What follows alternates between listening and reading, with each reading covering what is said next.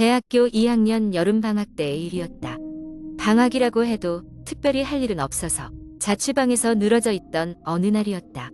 기분 전환 삼아 친구들과 만나기로 했고 우리는 오랜만에 만나 같이 저녁을 먹고술 한잔하며 수다를 떨었다. 그렇게 술 기운이 적당히 오른 상태로 밤늦게 집에 돌아왔다. 그날따라 비가 많이 내리고 있었다. 우산을 써도 옷이 젖을 정도로 쏟아지는 빗속을 뚫고 겨우 방에 도착했다. 문을 열고 들어와 젖은 옷을 갈아입은 후 따뜻한 차 한 잔을 준비했다. 채 마시기도 전에 나른함이 몰려와 침대로 쓰러지듯 누웠다.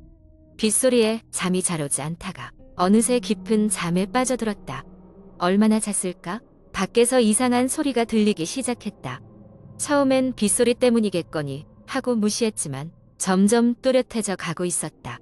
문 두드리는 소리와 함께 들리는 낯선 목소리였다. 저기요. 문 좀 열어주세요. 실례가 안 된다면. 처음에는 택배원이나 경비 아저씨가 뭔가를 전하려고 하는 줄 알았다.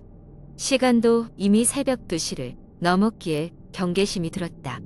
무시하고 그냥 자려고 눈을 감았지만 다시 또 문을 두드리는 소리가 들렸다.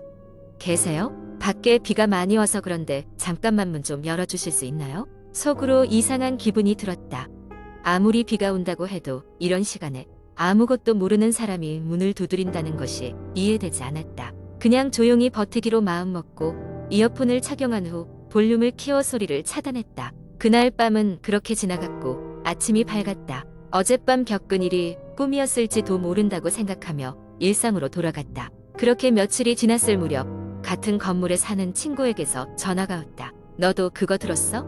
우리 건물에 이상한 사람 돌아다닌다던데. 새벽에 문 두드리면서 이상한 말 한다고. 그 순간 소름이 돋았다. 내가 겪었던 일이 나 혼자만의 일이 아니었다니. 친구는 그러한 일이 계속되고 있어서 경찰에 신고가 들어갔다고 했다. 우리는 서로 조심하자는 말을 나눈 후 통화를 끊었다. 며칠 동안 아무런 소식이 없다가 다시 비 오는 밤이었다. 나는 일찍 잠자리에 들었지만 어김없이 새벽이 되자 다시 그 소리가 들려왔다. 저기요, 문 좀. 추워서 그래요? 이전보다 더 가까이서 더 절박하게 들렸다. 순간 심장이 콩 하고 내려앉는 느낌이었다. 두렵고 불안한 마음에 다시 이어폰을 찾으려 했지만 근처에 없었다. 몸을 일으켜 다시 귀를 기울였다. 하지만 이제는 더 이상 들리지 않았다. 그렇게 멍하니 앉아있던 나는 곧바로 경찰에 신고했다. 경찰은 빠른 시간 내에 도착했지만 이미 아무도 없었다. 그날 밤은 그렇게 깊은 충격 속에서 지나갔다. 며칠 후 경찰로부터 전화가 왔다. 그들이 CCTV를 확인한 결과 한 남자가 각 층을 돌아다니며 창문 너머로 내부를 살피는 모습이 포착되었다고 했다. 경찰은 내가 문을 열지 않은 것이 다행이라고 했다. 그 남자는 이미 다른 곳에서도 비슷한 수법으로 사람들을 위협한 전과가 있었다고 했다. 그 사건 이후 나는 문단속을 더 철저히 하게 되었고 비 오는 밤이면 창문 너머로 누군가 서 있는 것은 아닌지 두려워지곤 한다. 아직도 가끔은 그날의 목소리가 환청처럼 들려오는 것 같은 기분이 들 때도 있지만 그래도 나는 그날 문을 열지 않았다는 사실만으로 안심하며 지내고 있다. 두 번째 이야기. 서울 변두리에 위치한 작은 마을에는 오래된 저택이 하나 있었다. 이 저택은 과거에 화려한 귀족의 집이었지만 시간이 지나면서 점점 퇴락해갔다. 몇 년 전부터 이 집에 들어간 사람들은 감쪽같이 사라진다는 소문이 돌기 시작했다. 소문의 시작은 가족 단위로 이사를 온 한 집안의 이야기였다.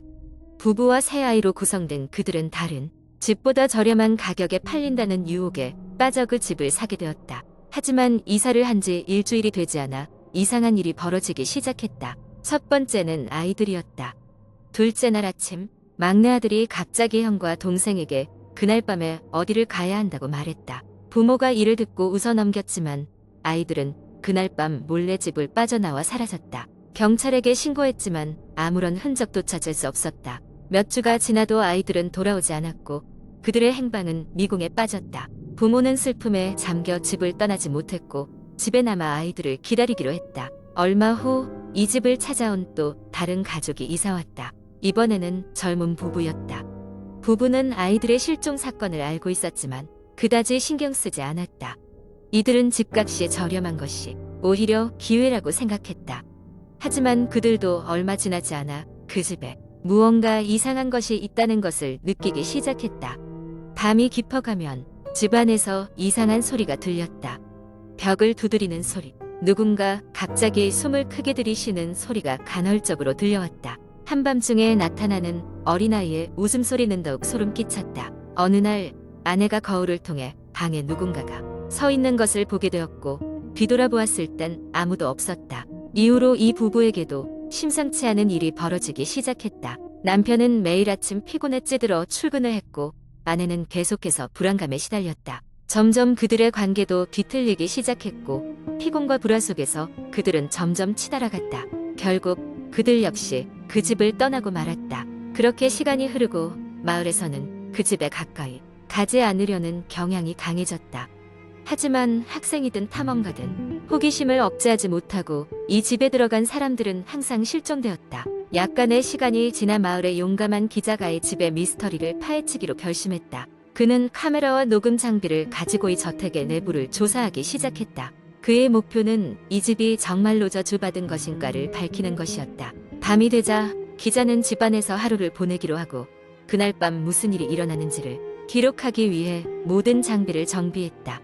밤은 깊어가고 갑작스러운 정적이 기자를 감싸기 시작했다. 침묵 속에서 들려오는 것은 자신이 설치한 장비의 희미한 작동음 뿐이었다. 하지만 자정에 가까워지자 집안의 온도가 갑자기 떨어지기 시작하고 기자는 마음속 깊은 곳에서 이상한 불안감을 느끼기 시작했다.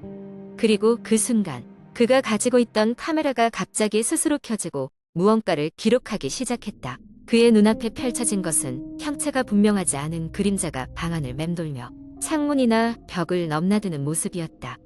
기자의 심장은 빠르게 뛰기 시작했고 그는 두려움을 억누르며 녹음기를 켰다. 녹음기에서는 그동안 들리지 않던 다른 차원에서 들려오는 듯한 음성들이 흐르기 시작했다.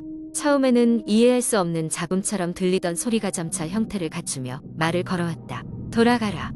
여기는 너의 자리가 아니다. 기자는 즉시 그 집에서 빠져나와 그 경험을 기사로 남겼다. 하지만 그 후로 그 기자는 일을 그만두고 사라졌다고 한다. 이후로도 저택은 여전히 그 자리에 존재하며 마을 사람들에게 꺼림칙한 존재로 남아있다. 이 집의 미스터리는 아직도 풀리지 않은 채 남아있고 매년 또 누군가의 호기심을 자극하여 그곳으로 발길을 돌리게 만든다. 전해 오는 바에 따르면 그 집은 여전히 벽 틈새로 기이한 속삭임을 내뱉으며 밤이면 깨어난다고 한다.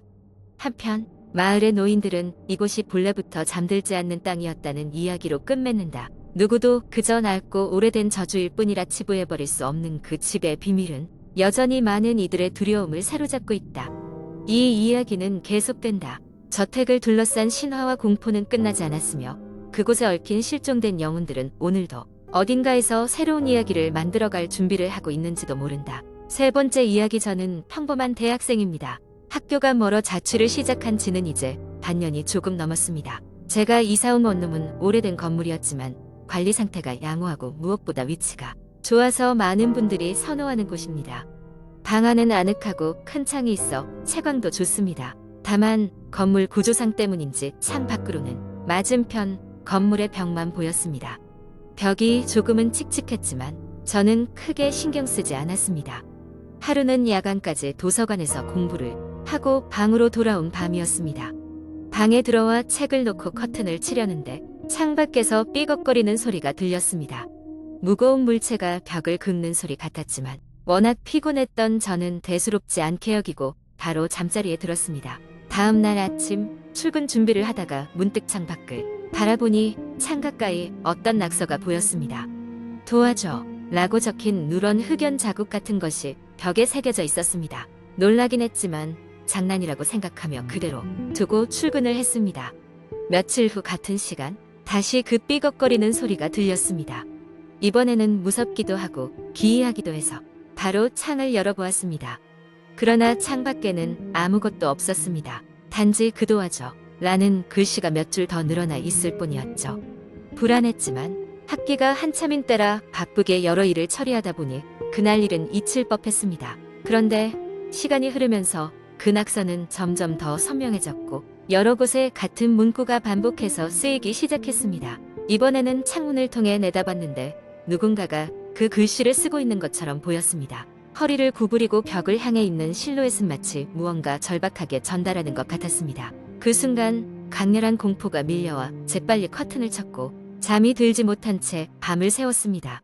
다음 날 저는 그 건물의 관리실에 가서 그 일에 대해 이야기를 했습니다. 관리인은 놀란 얼굴로 저를 쳐다보더니 이런 얘기를 해주더군요. 제 방 앞 건물 벽에는 몇 년 전 화재로 인한 희생자가 있다고 했습니다. 그 방에서 불이 났고 안타깝게도 연기가 가득 차 긴급 구조대가 오기 전까지 열지 못한 창문 때문에 그만 벽 근처에서 생을 마감했다는 겁니다. 그 후로 그 방은 대를 이어 거주하는 사람이 없었고 불행한 이야기들은 입주자들 사이에서 전설처럼 회자되곤 했습니다. 이야기를 들은 후 제 방에 돌아왔지만 도저히 그 창을 다시 마주할 용기가 나지 않았습니다. 그날 밤 저는 친구 집에서 지내고 은근히 이사를 알아보기 시작했습니다.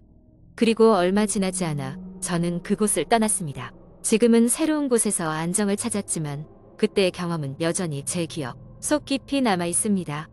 과연 그 글씨를 새기던 것은 아직도 그곳에서 무언가를 전하고 싶어 하는 것일까요?